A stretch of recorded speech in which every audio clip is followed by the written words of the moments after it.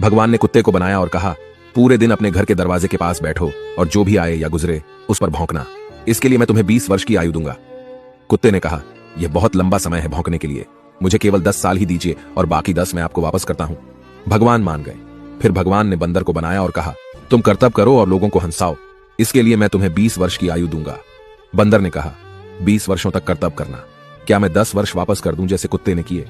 भगवान मान गए। इसके बाद भगवान ने गाय को बनाया और कहा, तुम्हें हर दिन किसान के साथ खेत में जाना है, उसका हाथ बटाना है और किसान के परिवार को दूध देना है, इसके लिए मैं तुम्हें 60 वर्ष की आयु दूंगा। गाय ने कहा, 60 वर्षों के लिए यह कठिन जीवन है, मुझे 20 वर्ष ही दीजिए और बाकी 40 मैं आपको वापस करती हूं। और भगवान फिर मान गए। फिर भगवान ने मनुष्य को बनाया और कहा, खाओ, सो, खेलो, शादी करो और अपने जीवन का आनंद लो, इसके लिए मैं तुम्हें 20 वर्ष की आयु दूंगा। लेकिन मनुष्य ने कहा, केवल 20 वर्ष? क्या आप मुझे कुत्ते द्वारा 10, गाय द्वारा 40 और बंदर द्वारा लौटाए गए 10 साल और नहीं दे सकते? भगवान मान गए और कहा, ठीक है, मैं तुम्हें 80 वर्ष की आयु देता हूं।